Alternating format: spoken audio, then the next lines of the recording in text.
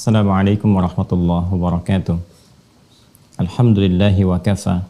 Wassalatu wassalamu ala rasulillahil mustafa wa ala alihi wa sahbihi wa man wafa wa ba'd. Fa ya ahbaballahi wa ahbab rasulihi sallallahu alaihi wasallam. Usi nafsi wa iyyakum bi taqwallahi faqad fazal muttaqun fala tamutunna illa wa antum muslimun. Faqala ta'ala ya ayyuhalladzina amanu taqullaha haqqa tuqatih wa la tamutunna illa wa antum muslimun. Saudara-saudariku, berjumpa kembali. Alhamdulillah, kita awali dengan bersyukur pada Allah Subhanahu wa taala. Kita masih diberikan kesempatan beraktivitas sesuai dengan ajal yang telah Allah tetapkan. Semoga seluruh aktivitas kita, baik yang telah, sedang atau akan kita lalui, diridhai dan diberkahi oleh Allah Subhanahu wa taala. Semoga seluruh saudara-saudari kita yang berkehidupan, beraktivitas sampai dengan detik ini, namun belum beriman, diberikan kekuatan dalam jiwa dan lisan mereka untuk mampu bersyahadat sebelum wafat dan kembali kepada Allah. Pun demikian, semoga para pelaku maksiat, dan boleh jadi kita termasuk di antara mereka, diberikan kekuatan, hidayah dalam jiwanya, untuk bisa bertaubat dan memperbaiki kualitas kehidupan lebih baik, dan semoga kita semua wafat dalam keadaan husnul khatimah, insyaallah. Baiklah, kita akan mencoba melanjutkan kajian kita masih dalam pembahasan pokok yang kedua dalam dinul Islam, yaitu pokok ibadah, dan telah kita masuki dari pokok yang kedua itu tentang ibadah di bagian yang pertama, yaitu amalan pokok dalam ibadah berupa salat. Di pertemuan yang lalu kita telah hadirkan pengantar pokok terkait dengan fikih salat ini, yaitu tentang tata cara bagaimana memahami filosofi salat, mengapa kita mesti menunaikan salat, kemudian dalil-dalil yang terhubung pada perintah salat baik dalam Al-Quran ataupun hadis-hadis Rasulullah SAW yang mengonfirmasi keterkaitan antara salat dengan iman, ibadah dengan akidah. Pun demikian kita juga telah membahas tentang manfaat-manfaat salat yang bila kita kerjakan, justru seluruh manfaat dari ibadah ini akan kembali kepada pribadi dan diri kita masing-masing. Untuk itu, tentunya kita berharap bahwa saat kita dapat menunaikan sholat ini, mengonfirmasi kekuatan iman dalam diri kita.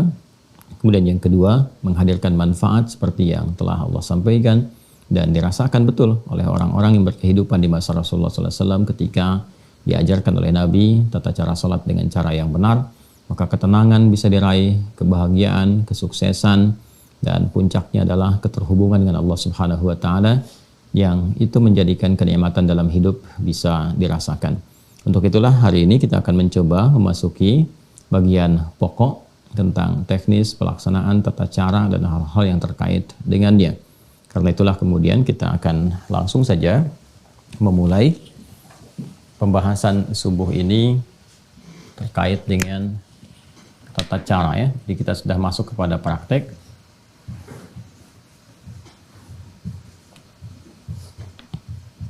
Tata cara salat. Mohon berkenan untuk diingatkan bahwa bagi yang baru bergabung dengan sesi pertemuan kita di kesempatan ini, mohon agar dapat meluangkan waktu, melapangkan hati, belajar pada video-video sebelumnya, ta'lim sebelumnya, sehingga ada ketersambungan dengan materi kita pada saat ini. Tata cara salat ya. Kita mulai sebelum kita menjelaskan tentang praktek salat dari tata caranya dan juga terhubung pada keterangan-keterangan baik dalam Al-Quran ataupun hadis-hadis Nabi Muhammad SAW. Kita ingin lihat dulu untuk penguatan antara korelasi iman dengan ibadah yang saling terhubung satu dengan yang lainnya. Ini ada syariat, ini ada akidah, di sini ada syahadatain.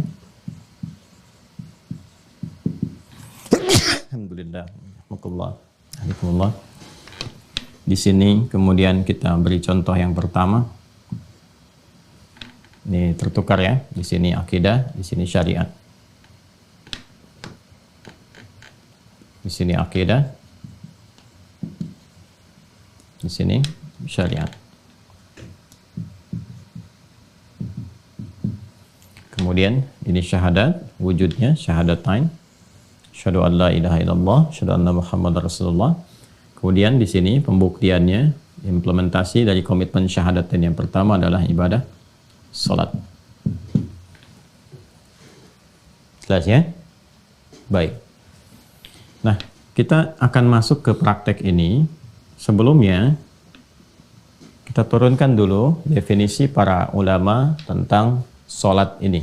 Ya, kalau kita tuliskan dalam bahasa Arabnya, kurang lebih seperti ini. Kita ambil yang umum saja. Ya, seperti ini ya. Nanti turunannya juga bisa demikian, seperti ini. Bisa ditulis begini.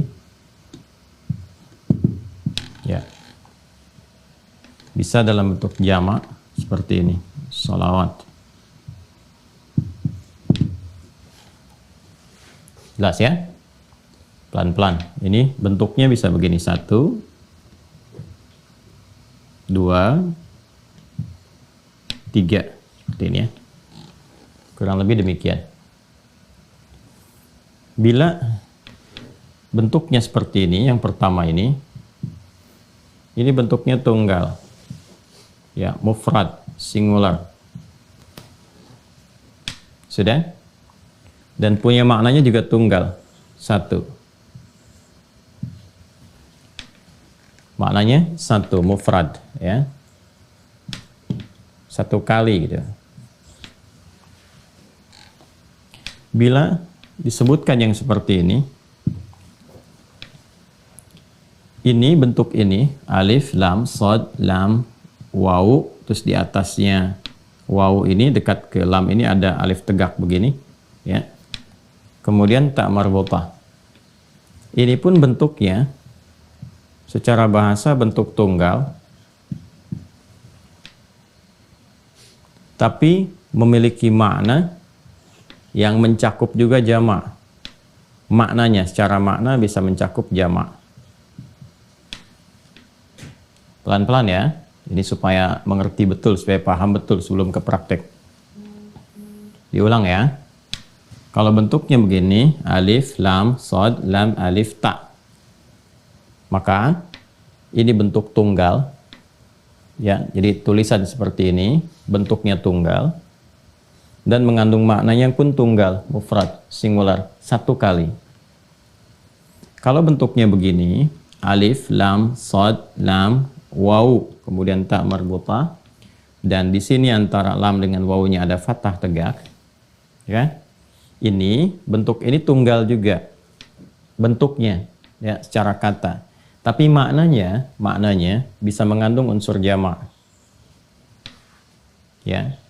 Contoh misalnya, kalau saya katakan bentuk seperti ini tunggal tapi mengandung unsur jamak, meliputi sesuatu yang banyak. Seperti al-ins, ya, atau insan. Baik, kalau disebutkan al-ins menunjuk pada sifat kelembutan, keramahan, penampakan, insan, totalitas aktivitasnya, itu kan bentuknya tunggal, ya kan? 1. Tapi dia mencakup cakupan yang luas, baik laki-laki atau perempuan. Insan itu kan manusia, mau manusianya laki-laki, mau perempuan, dan sebagainya. Jadi ada satu bentuk, satu kata yang dalam bahasa itu cakupannya bisa luas, bisa mencakup banyak, ya. Jadi ini secara diksinya, tulisannya, bentuknya tunggal. Ini yang pertama, maknanya juga tunggal. Ini bentuknya tunggal, tapi maknanya bisa jamak, bisa banyak. Ya, alam, ya, dalam bahasa Arab itu alam, al-alam. Ya, alam itu bentuknya tunggal. Ya, bentuknya tunggal secara kata, tapi maknanya jamak. Mencakup apa saja? Mau alam hewan, alam tumbuhan, alam manusia, alam jin, dan seterusnya. Ya, kalau mau digabungkan lagi keseluruhannya, dijamakkan jadi alamin. Kalau ini dijadikan bentuk jamak yang lafadznya jamak, nih, katanya jamak, lafadz. Lafadz itu kata ya. Lafadznya jamak dan maknanya juga jamak. Maka seperti ini bentuknya. Ya. Ini ya. Sholawat ini. Ini lafadznya jamak. Sudah? Dan maknanya pun jamak.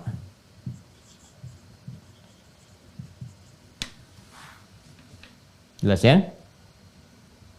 Baik. Ini tiga ini penting saya sampaikan karena nanti kalau kita menemukan bacaan dalam Al-Quran ataupun hadis-hadis Nabi Muhammad SAW mencakup tentang ini, kita bisa memahami maknanya kemana. Ya? Contoh misalnya, kalau ini sudah jelas, ini tunggal, ini tidak perlu diperdalam lagi. Yang ini nih, ya bentuknya tunggal, tapi maknanya bisa jamak. Ya, maksudnya apa? Kalau disebutkan seperti ini, ya ini yang dimaksudkan adalah menuju kepada pengertian sholat ke sini, sholat, tapi mencakup semua jenis sholat keseluruhannya. Jadi disebutkan dengan satu lafaz, tapi mencakup umum, bisa fardu, bisa sunnah dan sebagainya, dicakup keseluruhannya. Yang tercakup dalam definisi sholat, mau sifatnya wajib, ya hukumnya yang fardu, ataupun yang nawafil, nafilah yang berhukum sunnah, ini menggunakan bentuk yang seperti ini. Ya, contoh Al-Baqarah di ayat ketiga misalnya. Ya kan? Itu kalimat salat pertama dalam Al-Quran. Alladzina yu'minuna bil ghaib, ya, wa yuqimunas shalah. Alladzina yu'minuna bil ghaibi wa yuqimunas shalah. Coba buka deh mushafnya.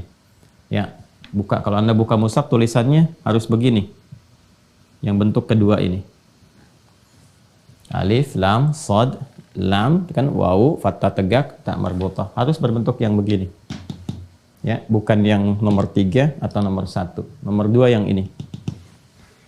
Jelas ya? Nanti ada ilmu rasam juga. Ya, ilmu rasam itu ilmu tentang tulisan. Di Al-Quran itu kan saat dituliskan di mushaf, itu mencakup jenis-jenis bacaan dan makna. Tercover di situ, makna dan bacaannya. Itulah mukjizatnya Al-Quran. Saat dibacakan, saat dituliskan pun nggak boleh sembarangan ya tulisannya. Makanya saya sarankan kepada teman-teman atau juga nanti ada adik-adik yang masih menulis atau di kuliahan, ya kan, bikin skripsi, tesis atau disertasi, kalau sudah akan menyantumkan ayat, saran saya jangan diketik sendiri, ya, masukkan misalnya, taruhlah ada dari aplikasi misalnya, ya, atau misalnya ada ya feature-feature tentang Quran yang bisa Anda copy paste dimasukkan, karena dari tulisannya ini punya mencakup makna dan lafaz tersendiri, ya. Jelas ya, seperti ini gambarannya. Alladzina yu'minuna bil ghaib, orang-orang takwa itu adalah orang-orang yang senantiasa meningkatkan imannya. Kalau pakai fi'il mudhari berkelanjutan ya, diterjemahkan lanjut terus-menerus, yang senantiasa meningkatkan imannya. Dengan cara apa? Ya, dia berusaha menunaikan secara maksimal ya salatnya dengan sempurna, wa yuqimunas shalah, berusaha menunaikan maksimal ya salatnya. Jadi bentuknya tunggal salat tapi mencakup bentuk jama'. Apa saja ya jenis sholatnya, bisa yang fardu, bisa yang sunnah. Jadi kalau orang itu imannya sudah mulai mau meningkat, singkatnya jangankan yang fardu, yang sunnah pun dia kejar. Ya, ini indikator peningkatan iman itu sudah mulai meningkat ya dari aspek ibadahnya. Di pertemuan-pertemuan lalu kita sudah menyampaikan bahwa ibadah ini selain mengonfirmasi keberadaan iman, juga menjadi indikator ukuran atau parameter kekuatan iman seseorang. Jadi kalau ibadahnya meningkat, ini menunjukkan imannya kuat. Ya, kalau ibadahnya di pokok-pokok saja, imannya standar. Kalau ibadahnya yang pokok pun menurun, malas-malas dikerjakan, maka ini menunjukkan cahaya imannya lemah. Nah, maka di sini ketika menggunakan bentuk tunggal dengan makna jama', ini mencakup semua jenis sholat. Ya, jadi kalau orang sudah mau meningkatkan imannya, alladzina yu'minuna bil ghaib, semakin dia ingin tingkatkan, maka semua jenis sholat-sholat yang pernah diajarkan Rasulullah, disebutkan, diisyaratkan dalam Al-Quran, dia coba keluarkan, dia tunaikan. Ini yang dimaksudkan bentuknya tunggal, tapi mencakup maknanya jamak luas. Kalau sudah seperti ini, as-salawat ini, alif, lam, sad, lam, wawu, alif, tak maftuhah, begini, tak terbuka, maftuhah. Ini yang dimaksudkan bentuknya jamak. Sudah? Lafadznya jamak, maknanya jamak. Kalau ada bentuk seperti ini di dalam Al-Quran ataupun hadis-hadis Nabi Muhammad SAW, pada umumnya menunjuk makna salat fardu. Ya, salat fardu. Kalau yang seperti ini nih, bentuk ketiga, yang berhukum wajib. Baik, salat fardu itu kan waktunya ada 5 kan, 17 rakaat. 5 waktu, 17 rakaat. Ya. 5 waktu subuh, zuhur, asar, maghrib, isya, ya kan? Baik, nah itu 17 rakaat. Oke, 24 4 3 4, 2 subuh, 4 zuhur, 4 asar, 3 maghrib, 4 isya. 5 ini kan bentuk jamak. Ya, saya ulang ya. 5 ini bentuknya jamak.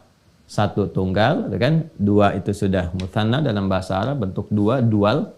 Kemudian lebih daripada itu sudah masuk kepada bentuk jamak. Nah, 5 waktu ini karena masuknya jamak untuk menunjukkan bahwa ini pokok, dan pokok itu kan sifatnya wajib.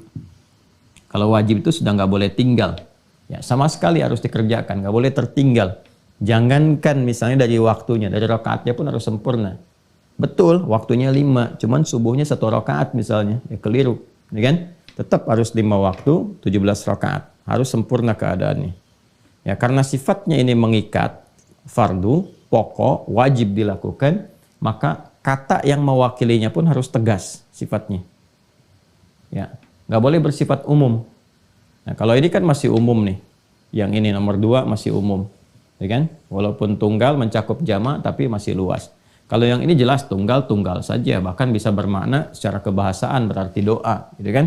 Nah, kalau yang ini, kalau sudah ada as-salawat, ini sudah jelas penunjukannya, dilalahnya jelas menunjuk kepada yang pokok, yang fardu dengan jumlah rakaat 17, dengan jumlah waktu ada 5.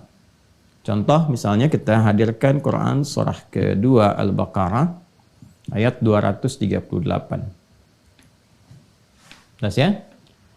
Paling kanan sebelah atas di pojok di mushaf. Ya, untuk mempercepat. Hafizu 'alas salawati. Bentuknya begini, harus begini. Harus nomor 3. Ya. Hafizu 'alas salawati was salatil wusta wa qumu lillahi qanitin. Ada ayatnya? Ya, hafizu. Begini ya. Hafizu ada. Nah. As-salawat. Nah, bentuknya harus bentuk ketiga. Ya. Perhatikan. Saya tidak mengetahui di terjemahan Anda yang saat ini pegang mushaf misalnya, atau ada aplikasi yang diinstalkan, ini diterjemahkan dengan apa? Ya, walaupun boleh jadi ini rata-rata yang umumnya terjemahkan dengan jagalah gitu kan. Jagalah oleh Anda sekalian waktu-waktu sholat ya. Jagalah oleh Anda sekalian ya sholat-sholat yang telah ditetapkan. Jadi kalau sudah bentuknya begini, ini yang dimaksudkan sholat fardu yang pokok. Ya, jadi jangan sampai tinggal nih, jangan sampai waktunya berkurang atau rakaatnya tidak tepat. Ini sudah sempurna ya, nggak usah kreatif. Jadi nggak usah mengurangi atau menambah. Jadi yang sempurna betul itu jangan dikurang, jangan ditambahi. Ya, dikurangi tidak sempurna, ditambah juga menjadi celah.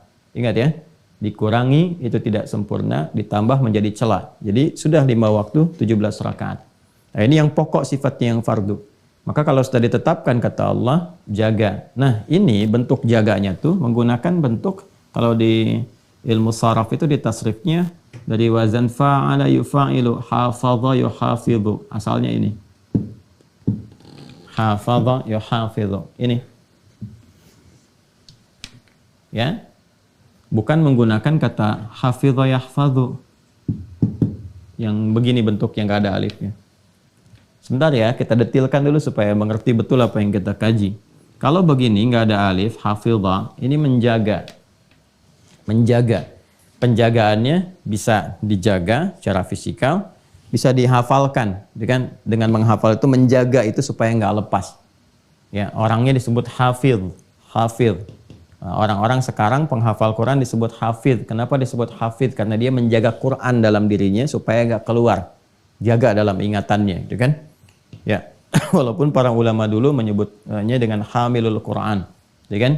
Ya, kalau di Al-Quran malah disebut dengan zikir hafalannya. Ya, orangnya zakir, ya zakirun al-Quran. Kembali ke sini ya. Jadi ini kalau hafidha, menjaga. Kalau yang ini ada alifnya, hafadha, yuhafidhu, ya. Ini sudah ada alif, maknanya mufa'alah, bermakna saling. Saling menjaga. Jadi kalau pakai yang ini nggak pakai alif, hafidha yahfadhu, kata perintahnya ihfadh. Ihfadhu jamaknya, ya. Hafidha yahfadhu, ihfadh. yahfaz. Begini. Kalau ini hafidhu, dari kata hafadha, ya ada alifnya. Kalau tambahan ada alif setelah huruf pertama, ini maknanya saling. Wazannya fa'ala yufa'ilu. Ya, kayak musafahah, dari kata safaha yusafihu. Ya, saling bersalaman, saling. Jadi kalau mau salaman itu jangan ya akhlaknya, adabnya.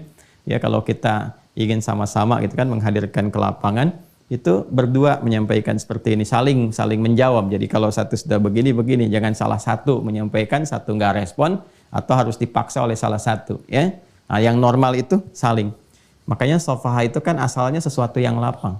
Jadi kalau orang lapang itu salaman itu ya otomatis saja kedua-duanya saling bersalaman begini. Ya, tapi kalau salah satu ada yang belum lapang, biasanya satu begini, yang satu lambat, atau satu begini gitu ya. Nah, itu bukan disebut musafaha namanya. Karena sofaha itu asalnya sesuatu yang lapang hatinya. Ciri kelapangan hati itu ya bisa dilihat dalam bentuk perilakunya. Salah satunya akan merespon dengan cepat di antara satu dan keduanya. Itu gambarannya. Nah, ini hikmahnya apa menggunakan turunan dari kata hafadha dan kata perintahnya hafidhu, menunjuk makna saling ya, untuk memberikan kesan bahwa saking pentingnya yang fardu ini, yang pokok ini, yang wajib ini ya, dan diwajibkan oleh Allah untuk memaksa manusia, hamba-hambanya, mendapatkan rahmat Allah. Karena ada orang-orang yang belum paham gitu kan, bahwa sholat itu penting untuk kebahagiaan, sholat itu penting untuk kesehatan, jiwa, fisik, dan akal. Sholat itu penting untuk ketenangan, gitu kan? Dan turunan-turunan lain yang telah kita bahas di pertemuan yang lalu. Sedangkan Allah itu kan maha pemilik rahmat yang sempurna, luas rahmatnya. Wasiat rahmatuh, ya, sangat luas rahmatnya, disebut dengan Rahman, ya, dinamakan dengan Rahim. Saking luasnya itu Allah sampai memaksa. Kalau nggak sayang nggak akan dipaksa. Ya, jadi biarkan aja suruh milih. Tapi karena Allah sayang supaya hidup kita itu bahagia, hidup kita itu sukses, nyaman, ya kan? Bahkan diperdengarkan dalam pendengaran kita setiap hari, setiap berganti waktu di setiap hari, ya kan? Dari subuh masuk ke siang, perdengarkan lagi, ke sore perdengarkan lagi, maghrib sampai mau tidur diperdengarkan. Ya, hayya 'alas shalah, salat, hayya 'alal falah, kan? Bukan buat beban, bukan untuk jadi beban, supaya kamu bahagia, sukses.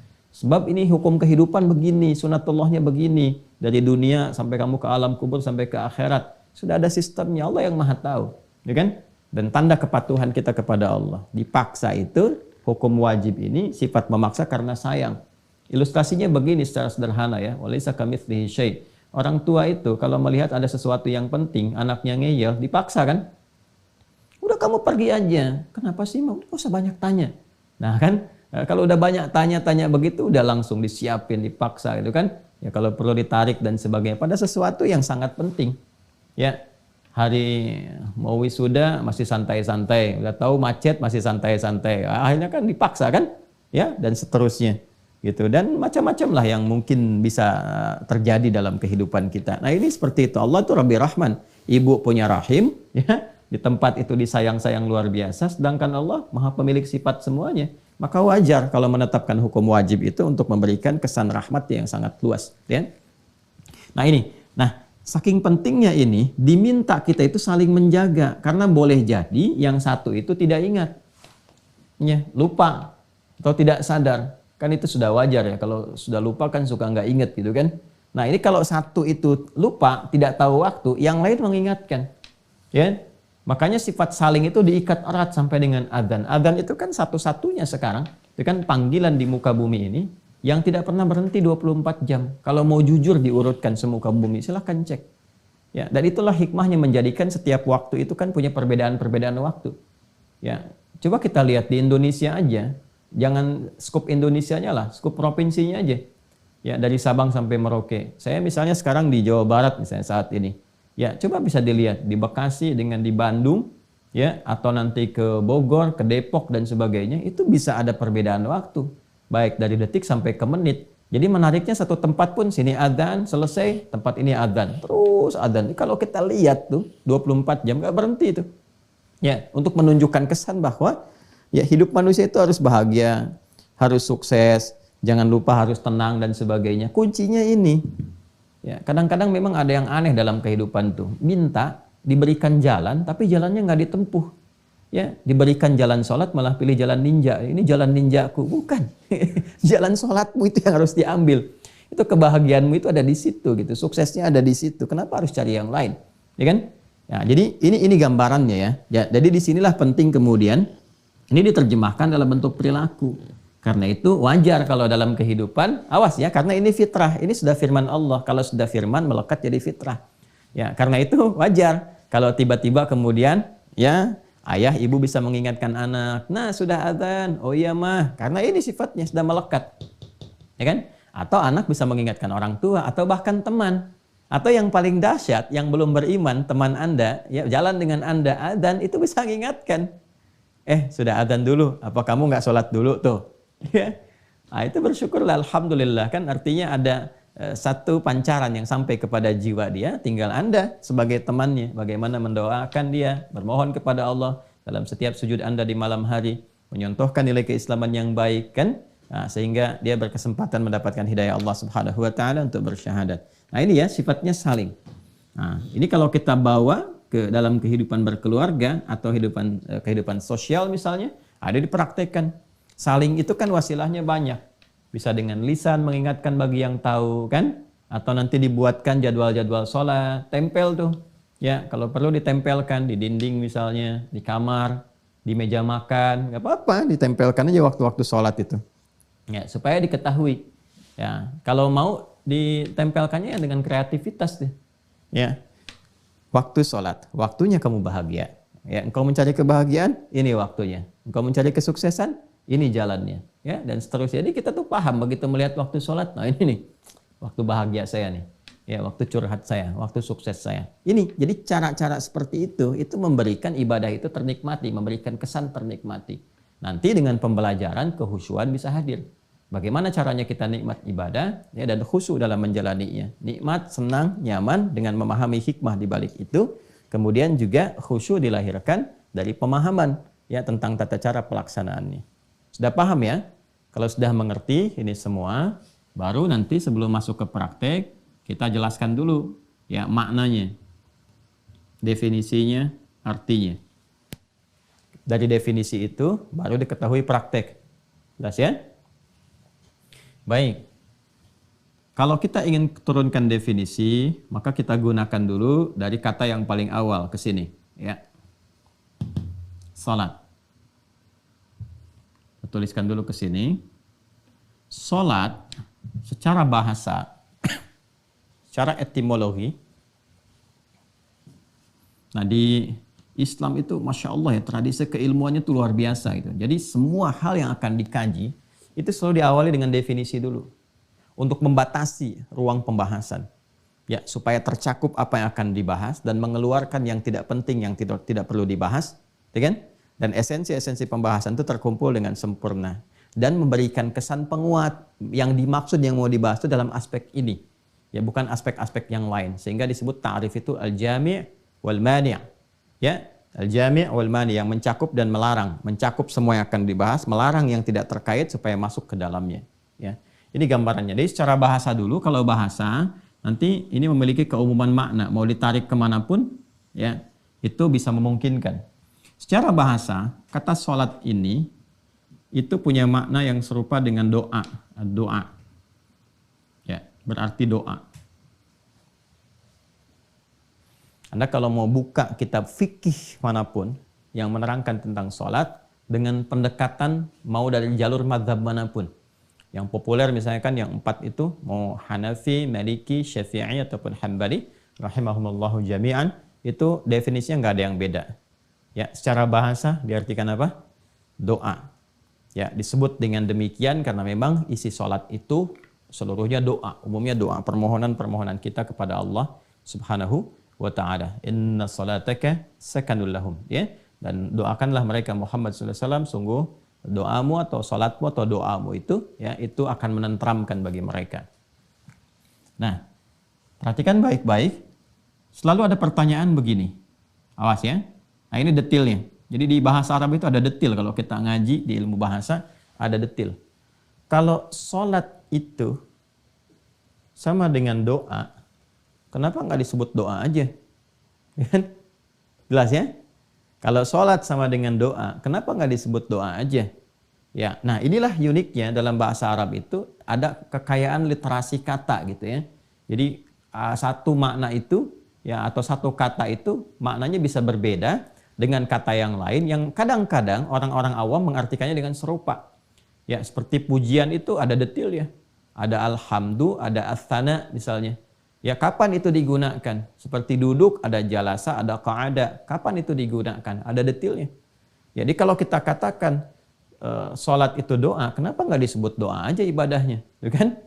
Ya, Anda bisa katakan begini, wah kalau doa kan sifatnya masih umum, ya kan? Tapi sholat kan khusus, boleh seperti itu, ya. Nah, hanya detilnya adalah kita temukan di kalimatnya, gini. Kita temukan di kalimatnya. Perhatikan baik-baik ya. Dengan membahas detil katanya itu, kita akan temukan kemudian dari akarnya. Doa ini akarnya dari kata da'a yad'u. Da'a yad'u.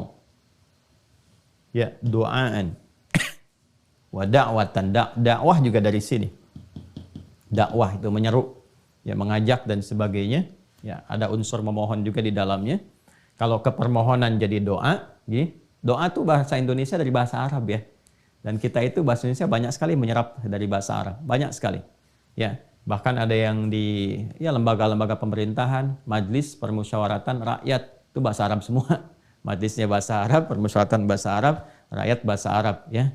Dewan perwakilan rakyat bahasa Arab juga semua itu. DPR tuh bahasa Arab semua isinya tuh. Dewan dari kata diwan, kan? Kemudian apalagi perwakilan, wakil itu bahasa Arab ya.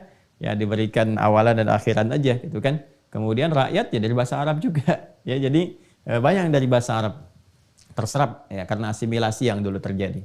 Langsung ke sini saja ya. Ini doa. Dari kata da'a asal katanya, kalau sifatnya permohonan disebut doa, kalau ajakan disebut dengan dakwah. Nanti kan baik-baik ya. Salat akar katanya. Ya, kalau saya bilang akar berarti ke awalnya, infinitifnya. Ya. Kadang-kadang saya melampaui di tasrif ya, derivasi kata sorof untuk menemukan ke akar awalnya. Ini yang penting saya tekankan karena ada beberapa yang kadang-kadang kurang memahami ya, ketika saya misalnya menerangkan taruhlah turunan kata misalnya kan ahsana yuhsinu, ya kan? Ihsan. Kalau saya katakan ihsan itu akar kata awalnya itu dari kata hasuna, itu kan. Nah, karena ada yang suka keliru paham. Salah tuh Ustaz Adi, harusnya dari ahsana. Nah, itu bicara tasrif. Kalau kita bicara tasrif, betul ahsana yuhsinu ihsanan. Tapi kalau kita ingin menggali sisi kebahasaan yang paling awal, ahsana itu kan ketika diberikan tambahan hamzah di depannya. Asal dari awalnya adalah hasuna atau al-husnu. Jadi kalau saya sedang bicara awal dari ilmu bahasa, ini menunjuk kepada dasar yang paling utama. Ya. Dasar yang paling utama di sini kalau kita gali akarnya itu dari wawu, shad, lam. Ya. Kalau ini da'a, ya kan? Ini alifnya asalnya wawu, ya. Kemudian karena di akhir nanti ada rumus di'ilat menjadi alif, ya. Singkatnya huruf ilat itu ada 3 nanti disingkat dengan ayu. Alif, wawu, ya. Perhatikan baik-baik ya. Da'a begini, ini dari kata wasala. Wasala yasilu, ya. Silatan, kemudian ke sini salat. Ini secara bahasa adalah sesuatu yang tersambung erat, terkoneksi kuat, ya, atau sesuatu yang sampai ke tujuan.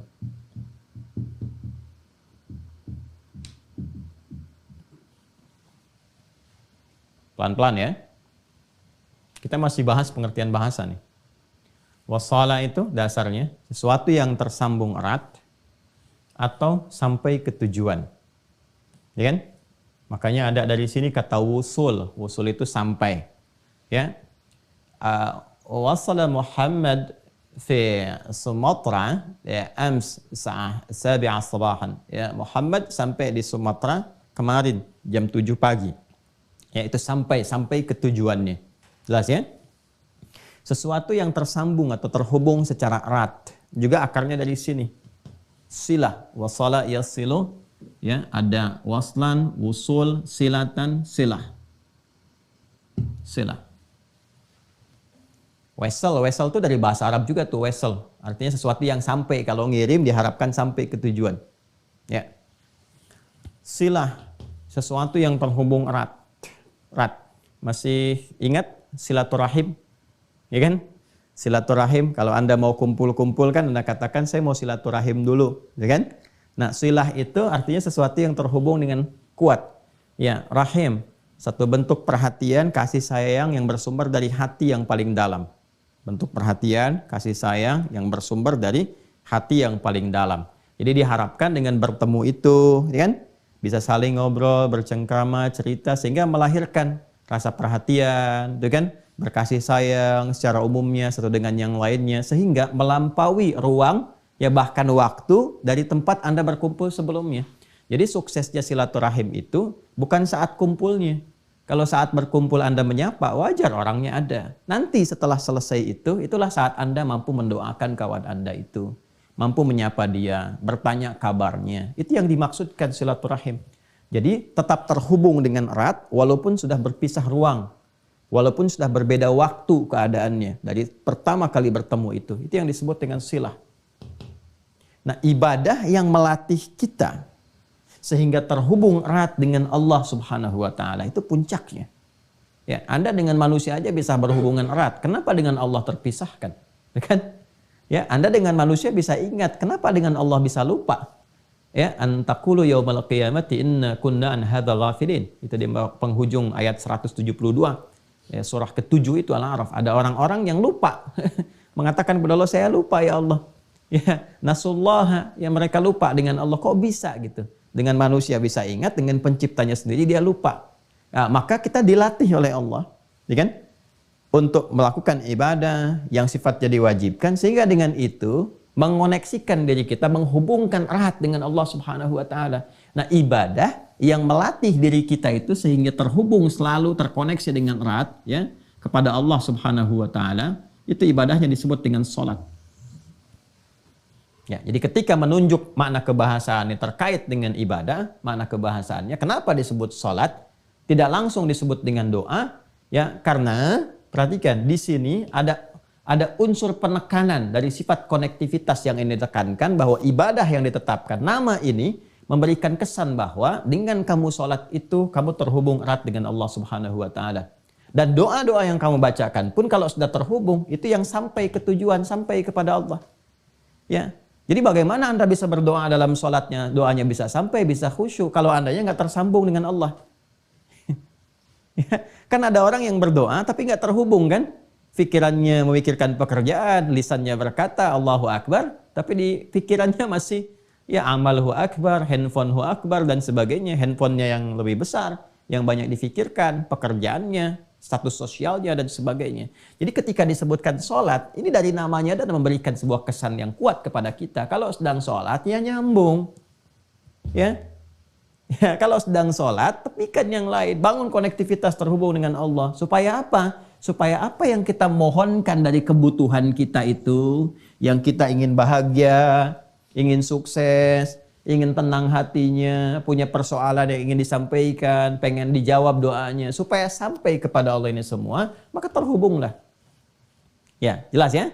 Nah ini jadi kenapa disebut sholat secara bahasa, dia mengandung unsur doa, ya tapi tetap diberikan nama dengan sholat bukan dengan kalimat doa, ingin menekankan ini, ketersambungan kepada Allah yang kuat, sehingga dengan ketersambungan itu, doa-doa yang disampaikan itu sampai kepada Allah dan mudah untuk dikabulkan. Jelas sampai sini? Jelas ya? Jadi kalau Anda ngaji di kitab-kitab fikih, Anda sampainya ke sini. As-salatu lughatan ad-du'a. Salat secara bahasa itu doa, selesai. Tapi kalau Anda ingin dalami sampai ke sini, ya ke fikih lughah, nanti mungkin di pertemuan berikutnya ya, kalau kita coba ada kesempatan kita tunjukkan beberapa referensi tentang buku-buku kebahasaan. Sehingga nanti kalau Anda tanya yang senang baca, senang cari referensi, nah ini Anda bisa cari di kitab ini, kitab ini, kitab ini. Ya, ini gambarannya seperti ini. Nah ini baru secara bahasa. Jadi sekarang mengerti kenapa disebut dengan sholat. Ayo sholat, sholat, sholat. Maksudnya apa? Ya, jaga ketersambungan dengan Allah. Kalau sudah terhubung, pasti dapat perhatian. Anda terhubung dengan pimpinan, punya koneksi. Saya punya koneksi nih di sini tuh, kan? Berarti yang diharapkan apa? Perhatian kan? Nah sekarang konektivitas Anda terhubungnya ke Allah. Apa yang terbatas bagi Allah? Gak ada. Ya semua tercakup. Karena itu orang-orang yang telah tuntas sholatnya, maka ciri khasnya kalau benar sholatnya itu, ya ada ketersambungan. Ya ketersambungan itu yang disebut dengan zikir. Hasilnya disebut dengan zikir. Zikir itu kan ingat. Ya tersambung itu kan ingat, terkoneksi, ingat. Ya terhubung. Itu yang disebut dengan zikir namanya. Ya, sehingga ketika kita pun diminta oleh Allah menunaikan sholat, balik lagi ke Quran surah ke-20 Toha ayat ke-14, itu faedahnya untuk menyambungkan keadaan kita dengan Allah. Ya, lihat kalimatnya, innani anallah, sungguh akulah Allah. Aku tegaskan kata Allah, akulah Allah, la ilaha illa ana. Allah menegaskan gak ada Tuhan yang layak dipertuhankan dan disembah kecuali aku, kata Allah. Fa'budni, maka sembah aku, buktikan keyakinanmu dengan menyembahku. Gimana caranya ya Allah? Wa aqimis shalah. Tunaikan lewat salat. Salat disebut salat. Ya, apa yang menjadikan saya mendapat manfaat dari salat itu ya Allah? Hikmahnya apa? Kenapa disebut salat? Lidzikri. Lidzikri itu kalimatnya. Supaya ketika kalian menunaikan salat itu terkoneksi denganku, ingat kepadaku. Ini. Karena itu orang yang telah tuntas salat, telah selesai salatnya, telah dia kerjakan, itu keberhasilannya diukur dengan kadar zikirnya. Ingat nggak kepada Allah? Ya, buka Quran surah keempat An-Nisa ayat 103.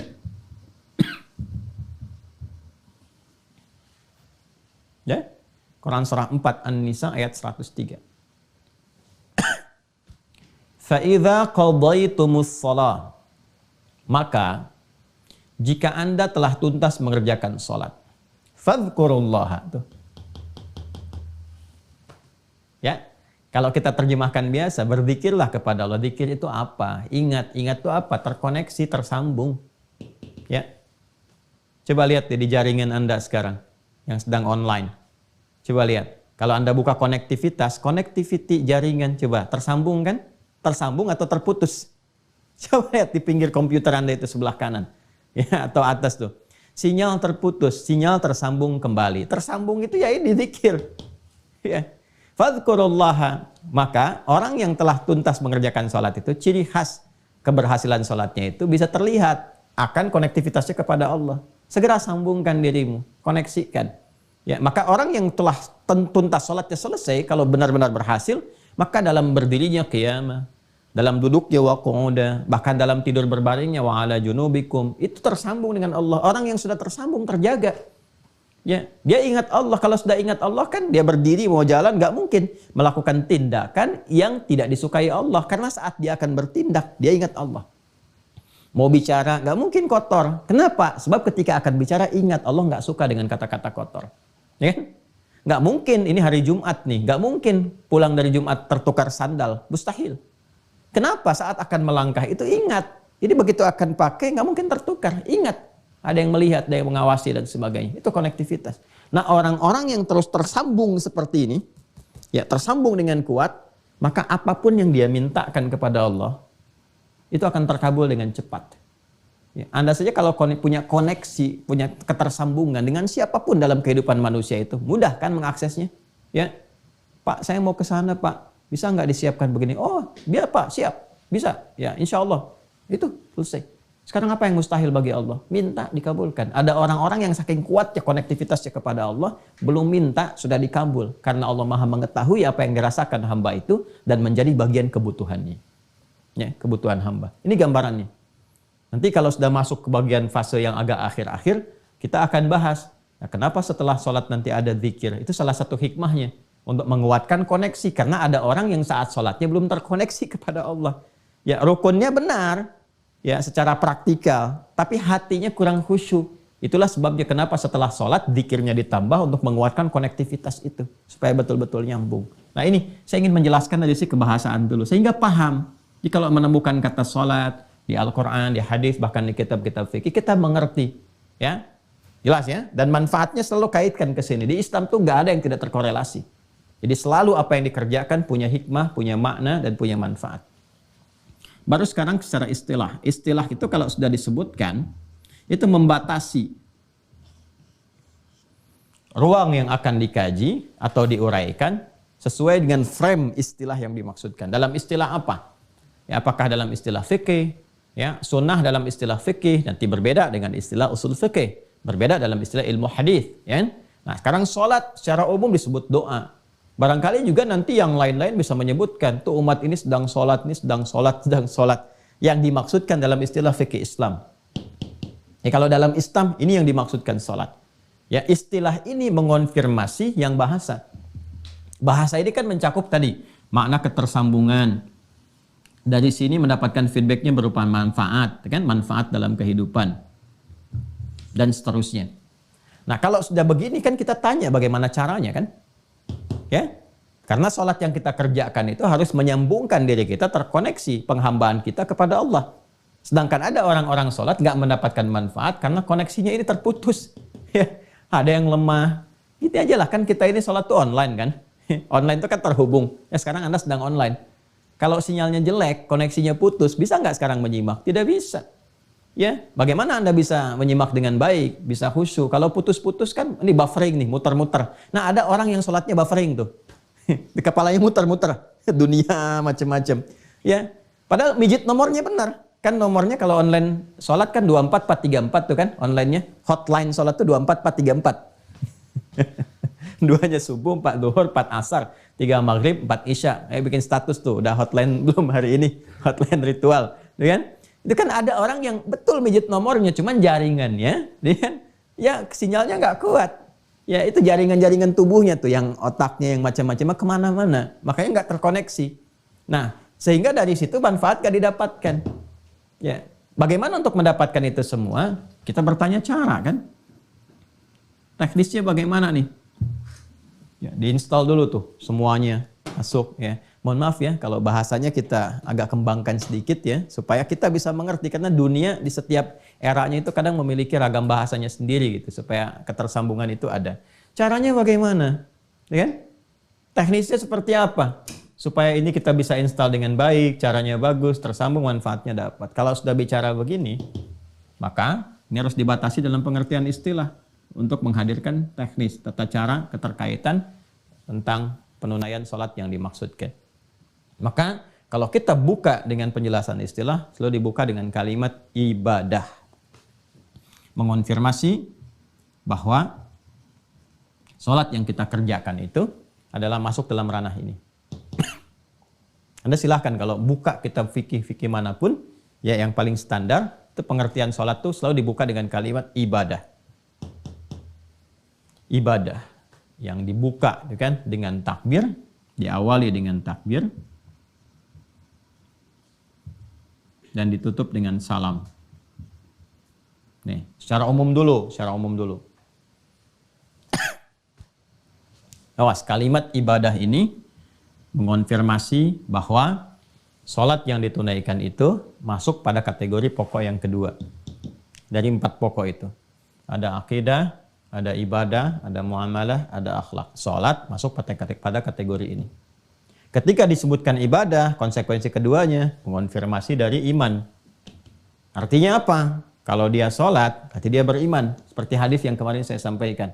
Jelas ya? Dan ayat yang tegas menyampaikan, wa ma kana Allahu liyudhi'a imanakum. Ya kan? Artinya kalau ada orang nggak sholat, nggak ibadah, mengonfirmasi bahwa ada persoalan dalam imannya. Apalagi kalau dia mengaku muslim, mengaku beriman, nggak sholat. Nah, ini persoalan serius. Ya? Nah, ini gambarannya.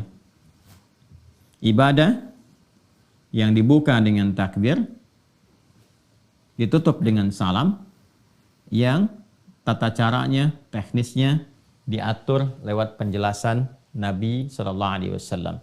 Penjelasan dan contoh Rasulullah SAW. Ibadah yang dibuka dengan takbir, ditutup dengan salam melalui aturan dan ketentuan tertentu. Aturan tertentu. Mencakup rukun dan syarat.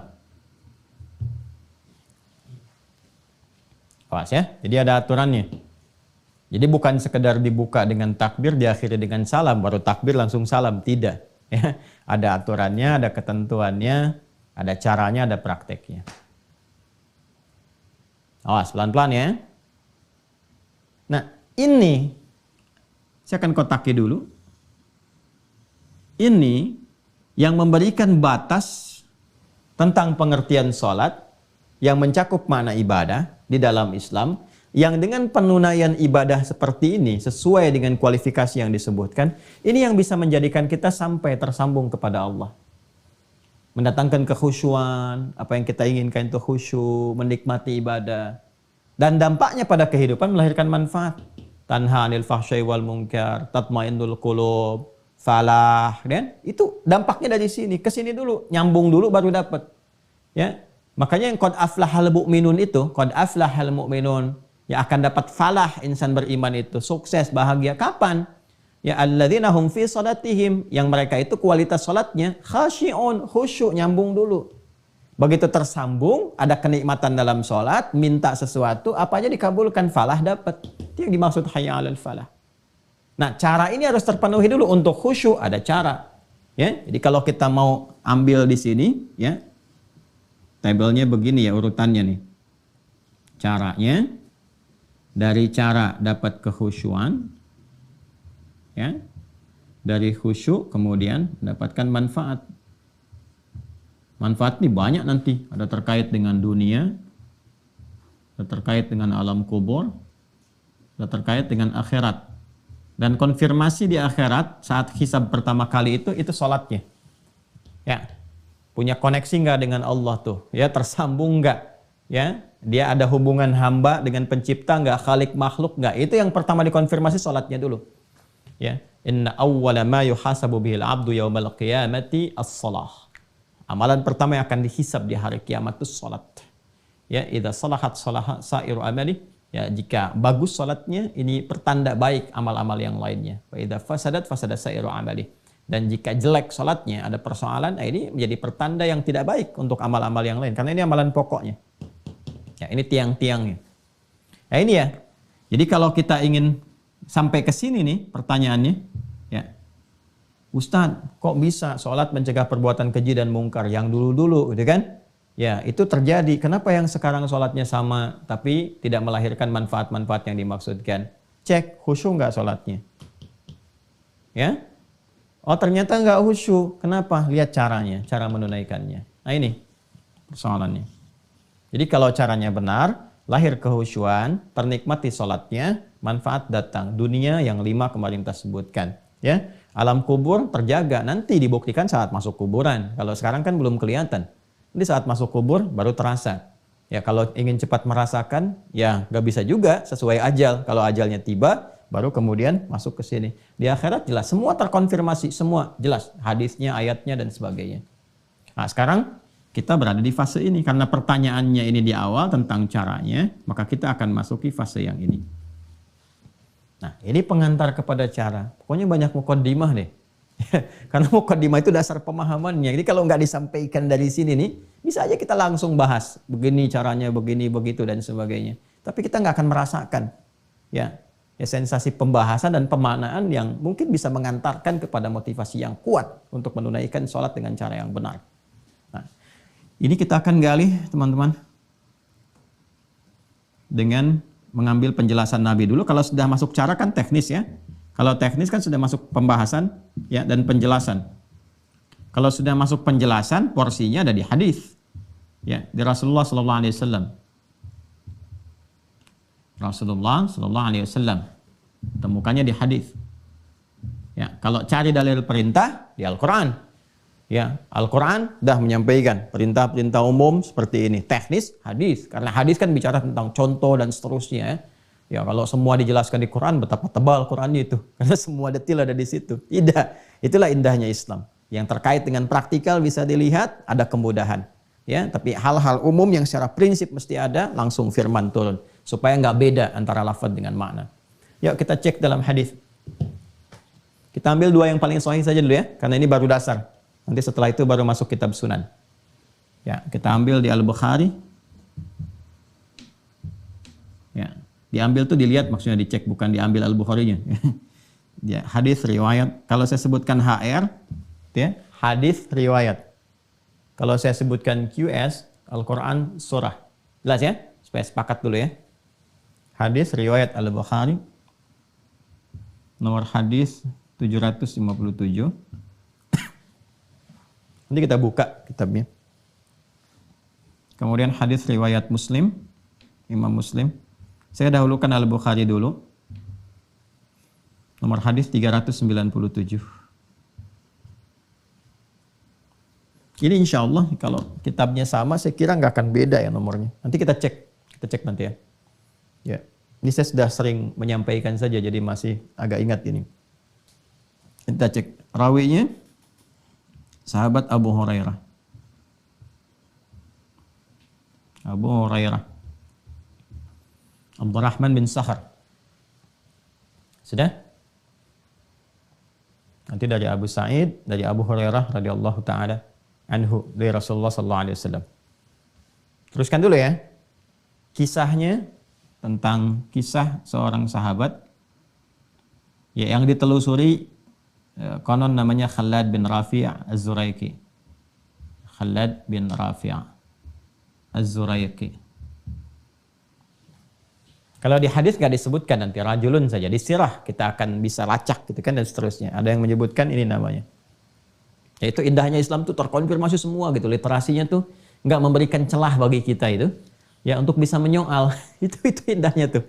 Ini semua ada jalurnya, ditutup semua itu. Ya, dan kalau ada yang bermasalah langsung turun statusnya.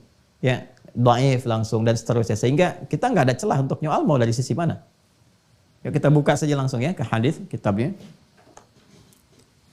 Saya pakai yang umum dulu ya. Kalau yang umum itu maksudnya yang matannya semua. Kalau pakai syarah itu udah berapa jilid sendiri. Ya, Al-Bukhari kalau pakai syarah Fathul Bari saja udah 18 jilid. Hadis Muslim pakai syarah Imam Nawawi udah 9 jilid. Jadi saya pakai yang ini untuk memudahkan, 1 jilid yang umum semua, langsung hadisnya. Yang ini Sahih Muslim ya. Ya. Sahih Muslim nomor hadis 397. Kita lihat Kitabus Shalah. Kalau saya nggak keliru Kitabus Shalah. 136 Pak kalau nggak salah namanya. 397. Nah ini dia nih. 134 ya, sama 134. Dia nomor hadis 397 di sini. Ya. Ya, sebelah kanan di pertengahan. Saya simpan dulu begini. Yang ini nomor hadis 757. Konfirmasikan dulu. Bismillah. 757. Nah, ini dia. Nih, di sini ya. Halamannya 126 ini. Yuk kita konfirmasi, ini sama nih, ya, ini sama. Nanti ada juga versi riwayat yang senafas dengan ini, tapi nanti lebih lengkapnya lagi. Karena saya pernah sampaikan kan kepada Anda, kalau Nabi menyampaikan, ada yang disampaikan itu 10 orang, ya, yang mendengar atau menyaksikan. Kadang-kadang kalau cerita lagi kepada yang lain kan, ya, isinya sama, tetapi kadang-kadang versi bahasanya berbeda. Ada yang menyampaikan secara singkat begini, ada yang menyampaikan urutan-urutan dari awal, ya kan? Kamu tadi ngaji apa sama Ustadz Adi? Ya, ada 3 yang menyimak secara bersamaan. Itu ceritanya bisa beda tuh, walaupun mungkin yang disampaikan isinya sama. Ada yang mengurutkan, saya tuh ngaji tadi ya, nungguin dari jam 5, ustadznya mulai dari jam 5.20. Ya, ada pembukanya dulu begini. Ada yang langsung nyampaikan, tadi saya ngaji pergi sholat. Ya, itu pembuka dulu mukadimah sampai 1 jam lebih, ya, baru masuk kepada intinya. Ada yang langsung tadi ngajinya tentang fikih sholat, cara sholat begini, manfaatnya begini, macam-macam. Intinya kan sama, cuma nanti dari gabungan semua itu kita mendapatkan manfaat lebih luas. Itu di ilmu hadis disebut al-jam'u wat taufiq, mengumpulkan semua yang terkait dengan referensi riwayat, lalu diambil petunjuknya kemana arahnya. Nah, itu yang dilakukan. Baik, kita dahulukan Al-Bukhari ya, karena tadi nulisnya di situ di Al-Bukhari. Sekali lagi ini kitab yang Al-Bukhari, halaman 126, ya, nomor hadis 757. Ya, saya bacakan di Kitabul Adzan ya, topik yang ke-10. Bismillahirrahmanirrahim. Qala al-Imam al-Bukhari qala haddatsana Muhammad bin Bashar qala haddatsana Yahya bin Ubaidillah qala haddatsani Sa'id bin Abi Sa'id an abihi an Abi Hurairah radhiyallahu taala anhu. Nah, ini tadi yang saya sampaikan. Hadis riwayat Abu Hurairah. Clear ya? Jelas ya? Baik, jadi rawinya sesuai. Anna Rasulullah sallallahu alaihi wasallam, bahwa Rasulullah sallallahu alaihi wasallam beliau mengisahkan, ya, dakhala al-masjidah, satu kali memasuki masjid. Kalau sudah pakai al-masjidah, ya, alif lam ini umumnya dipahami Masjid Nabawi. Ya, masuk ke Masjid Nabi. Fadakhala rajulun fasalla. Ya, maka nggak lama setelah itu, ya, jadi begitu Nabi masuk, di belakangnya masuk juga seorang lelaki. Pakai fa, ingat ya, fa pernah saya terangkan. Harfu atfin rabitin baina syai'aini bila hudud, ya, huruf yang menyambungkan konjungsi antara dua peristiwa tanpa jeda. Peristiwa pertama, Nabi SAW masuk ke masjid. Peristiwa kedua, seorang lelaki, sahabat juga masuk ke masjid. Ya. Ini di awal-awal ya, di awal-awal di masa-masa keislaman, artinya masa-masa sholat diajarkan. Kan sholat itu diturunkan perintahnya setahun sebelum hijrah kan, ke Yathrib, kelak jadi Al-Madinah Al-Munawwarah. Ini di awal-awal masa Islam. Nabi masuk, laki-laki ini masuk juga. Nah ini antara Nabi masuk dengan laki-laki masuk ini, jedanya nyaris tanpa jeda. Jadi masuk, ini masuk. Ikut ya. Kemudian fasalla. Nah, orang ini salat. Ya, bisa dipahami nanti kalau kita duga, ini kan baru masuk masjid. Berarti kan yang paling gampang tahiyatul masjid kan. Ya, kalau salatnya sudah masuk salat yang fardu pasti berjamaah. Nabi ngimamin salat di belakang Nabi. Redaksinya pasti akan berbeda. Redaksinya orang itu misalnya salat ngikut Nabi, makmum. Tapi ini tidak. Ya ini terpisah. Jadi Nabi sudah masuk, orang ini masuk, dia salat. Diduga kuat ini salatnya tahiyatul masjid. Nah, maka sunnahnya saat masuk masjid, ya kita tunaikan tahiyatul masjid kalau waktu itu memungkinkan. Tahiyatul masjid itu adalah setiap sholat yang dikerjakan 2 rakaat. Ya, di awal kita saat memasuki masjid. Jadi apapun jenis sholatnya tidak dirinci. Ya, idza dakhala ahadakumul masjidah fala yajlisa hatta yusalli rak'atain. Kalau Anda satu di antara Anda itu masuk masjid, maka disarankan tidak langsung duduk, ya, kecuali diawali dengan salat 2 rakaat. 2 rakaat itu umum sifatnya apa saja. Ya, kalau Anda misalnya datang bersamaan dengan 2 rakaat sebelum subuh, ya Anda tunaikan 2 rakaat sebelum subuh. Nah, itu sudah masuk kategori tahiyatul masjid juga. Jadi dari penamaannya masuk tahiyatul masjid, jenisnya bisa macam-macam. Ya, bisa 2 rakaat misalnya nawafil, yang sunnah, rawatib bisa. Ya, atau begitu masuk sudah dimulai sholat fardu, jangan sholat sunnah sendirian, tidak. Langsung aja ikuti sholat subuhnya itu. Ya, 2 rakaat itu. Jadi itu sudah ditunaikan, 2 rakaat sudah subuhnya sudah selesai dan itu sudah terpenuhi juga. Ya, untuk penghormatan terhadap masjidnya. Jadi semua jenis sholat 2 rakaat yang kita kerjakan saat kita ada di masjid itu sudah masuk kualifikasi itu. Itu nama umum sifatnya. Nah, sekarang saya masuk masjid aja Ustadz, bukan di waktu-waktu sholat yang khusus sifatnya. Bukan di 5 waktu itu. Jam 9 saya ke masjid. Ya nggak ada waktu sholat khusus tertentu. Bagaimana? Ya tunaikan aja. Ya wudhu misalnya, kemudian niatkan. Sholatnya apa? Bisa sholat sunnah langsung misalnya, sholat sunnah wudhu. Atau langsung disebutkan tahiyatul masjid. Boleh. Ya, jadi mau duha boleh. Atau langsung disebutkan tahiyatul masjid ya boleh. Jadi sholat tahiyatul masjid itu umum sifatnya. Sepanjang setiap sholat yang rakaatnya 2. Nah, jadi orang ini sholat, fasallama. Ya, fasallama 'ala nabiyyi sallallahu alaihi wasallam. Begitu selesai salat, dia mendatangi Nabi. Di redaksi lain nanti ada yang lebih panjang. Ya, begitu dia fasallama, ya, dia salam, thumma atan nabiyya sallallahu alaihi wasallam. Ya, dia datang kepada Nabi sallallahu alaihi wasallam. Ini redaksinya dipersingkat. Tadi kan gimana orang yang menyampaikan kepada kita itu redaksi yang diterima dari orang-orang yang ada, dia mengisahkan sampai kepada kita. Fasallama 'ala nabi sallallahu alaihi wasallam. Maka dia datang kepada Nabi sallallahu alaihi wasallam mengucapkan salam. Faradda, maka Nabi membalas salamnya. Nah ini ingat ya, menyampaikan salam sunnah, menjawab hukumnya wajib. Jadi kalau orang mau siapapun ngasih salam, jawab. Ya, jawab. Jangan melihat perasaan karena itu hukumnya wajib. Ya, kalaupun ada sedang bersengketa, dia mengucapkan salam, jawab dulu aja. Waalaikumsalam warahmatullahi wabarakatuh. Itu bisa melenturkan juga. Ya, ada suami istri sedang punya masalah, suami pulang ke rumah, assalamualaikum, lam. Atau dilirik apa? Kok nggak dijawab mah? Ya, sir. Salam nggak bisa sir, jahar, ribut lagi deh. Enggak, salam jawab aja. Ya, boleh jadi dengan itu nanti ada satu hikmah tertentu untuk melembutkan jiwa. Faradda, maka dijawab oleh Nabi SAW salamnya. Waqala, lalu Nabi langsung mengomentari tentang sholatnya. Nah ini yang menarik nih. Irji' fasalli fa innaka lam tusalli. Ya, setelah dijawab oleh Nabi, kamu sholat lagi karena kamu tadi belum sholat. Tuh lihat ya, lihat detail kalimatnya. Irji' fasalli fa innaka lam tusalli. Kamu balik lagi karena kamu tadi belum sholat. Sholat lagi. Ya, maka kemudian apa yang terjadi? Faraja'a yusalli kama shalla. Maka dia balik sholat lagi, ditunaikan seperti yang tadi persis. Jadi dia sholat seperti yang tadi. Ya. Lalu apa yang terjadi? Kemudian thumma ja'a fasallama 'ala Nabi sallallahu alaihi wasallam. Maka dia balik lagi ke Nabi, ngucapin salam lagi. Assalamualaikum ya Rasulullah. Dia datang kembali. Maka faqala irji' fasalli fa innaka lam tusalli. Nabi komennya sama lagi dengan yang pertama tadi. Kamu sholat lagi karena kamu belum sholat. Padahal udah 2 kali itu. Ya, salatan sampai 3 kali dia melakukan itu.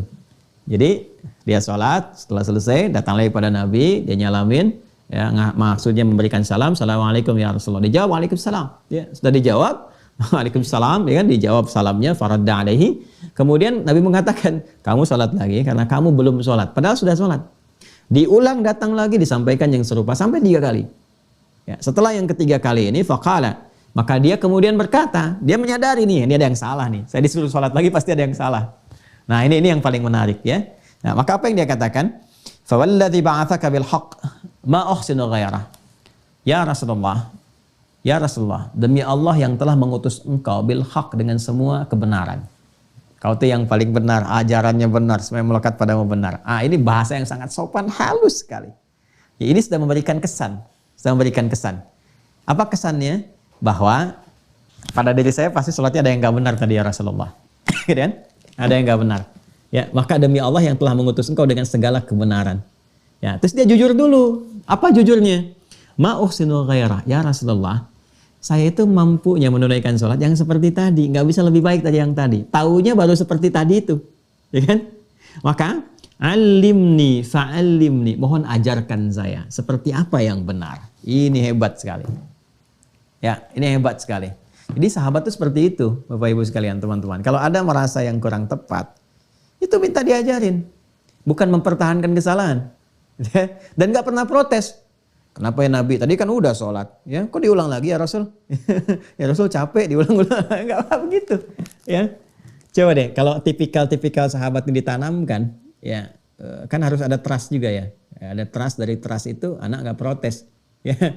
Anak disuruh, nah ulangi sholatnya, kenapa sih kan tadi barusan udah sholat, ya padahal ada yang salah tuh. Nah coba dilihat lagi, nanti ada fikihnya tersendiri. Ya fikih, nanti ada fikih pembelajaran dari orang tua ke anak. Kan Nabi contoh teladan, ya ngajarkan ke anak bagaimana, ke cucu bagaimana, ke teman bagaimana. Ini sahabat nggak marah, nggak protes, langsung sami'na wa ata'na. Ya Rasulullah, yang telah, demi Allah yang telah mengutus engkau dengan segala kebenaran. Ya saya merasakan, ya saya ada yang kurang, tapi saya nggak mampu, dapatnya begini taunya. Mohon ajarkan saya. Nah di sini. Ya, respon inilah yang kita keluarkan menjadi pembelajaran kita saat ini. Fa'alimni, mohon ajarkan saya. Begitu kemudian ada permintaan seperti itu, faqala, Nabi langsung memberikan respon. Apa responnya? Idza qumta ila shalah, kalau kamu ingin sempurna menunaikan salat. Nah, ya. Ingat gak yang saya sampaikan itu, kata salat itu di Al-Qur'an itu selalu diawali dengan derivasi kata aqama, yuqimu, iqamatan.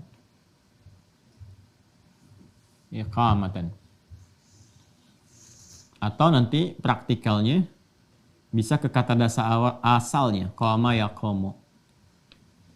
Kalau ingin menekankan langsung ke dasar, maka menggunakan turunan kata qama. Kan? Kalau ingin penegakannya secara sempurna, menunjuk kepada arahan, maka gunakan kata aqama. Ya. Aqama itu sesuatu yang ditegakkan dengan sempurna, dengan baik. Ya. Dengan baik. Nanti beda-beda maknanya. Ada qama, aqama, qawwama ada. Ya, qawwama yuqawwimu taqwiman. Laqad khalaqnal insana fi ahsani taqwim. Ar-rijalu qawwamuna 'alan nisa. Ada, ya. Nanti ada maknanya sendiri. Kalau sudah ke aqama, artinya berusaha, ya, menjadikan sesuatu itu tegak sempurna. Ya, karena itu kan seringkali terjemahkan tegakkan sholat. Tegak yang dimaksud itu menunjuk kepada usaha yang sempurna. Ya, kesempurnaan itu menegakkan apa yang ditegakkan. Ini aturannya nih, supaya aturan itu tegak.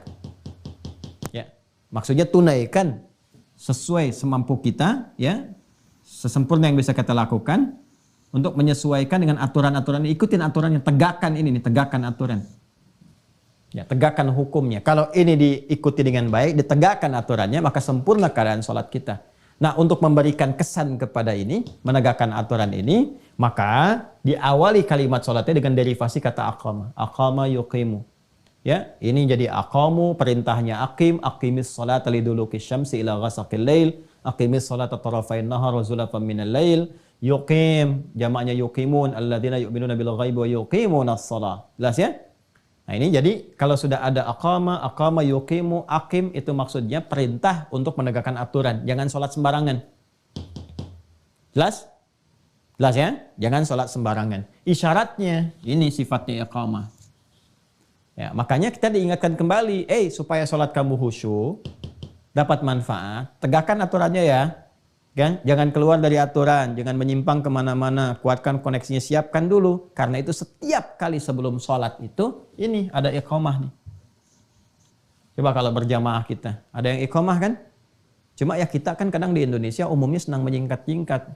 Iqamah, singkat aja, qomat. Ya, qomat tuh singkatan dari iqamah. Ya, qomat. Ya, qomat. Dari mana nyingkatnya? Dari sini ketika akan ditegakkan. Qad qomatis shalah.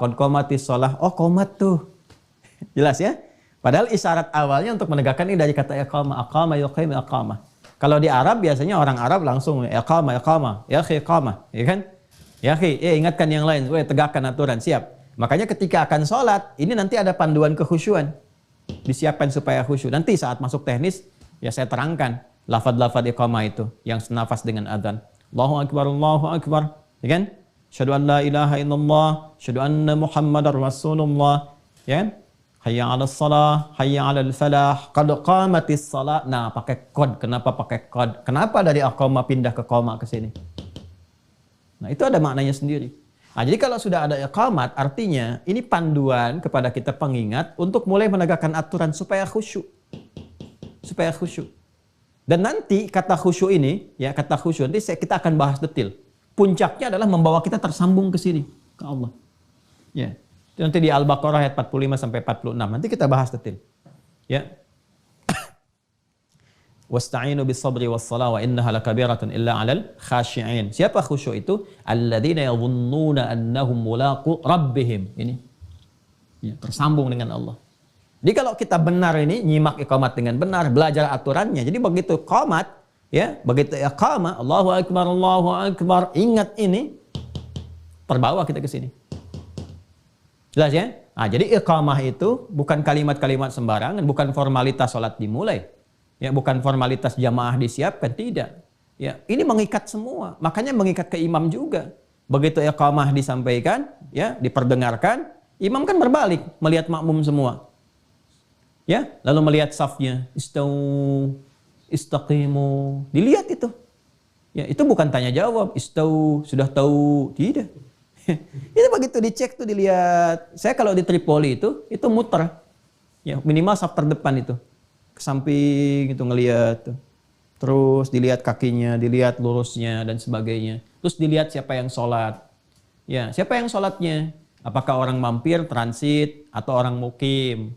Ya, kemudian orang tua atau yang remaja atau anak-anak kecil. Selain nata sholat, nata saf dalam sholat, itu menata nanti surat apa yang dibaca supaya tercover ya oleh makmum pada umumnya. Jadi makmum tuh bisa kuat. Jangan sampai cuman istaqimu, nengok juga enggak. Ya, enggak tahu siapa yang sholat di belakang. Dibacakan Al-Baqarah. Ya, sholatnya sholat Isya sampai akhir lagi. Ya, 286 dibagi 2. Begitu nengok enggak ada yang tahan di belakang, udah hilang semua. Ya, jadi lihat siapa yang sholat. Ini ada yang mungkin takut ketinggalan pesawat. Ya. Di bandara kok ngimamin suratnya Yasin.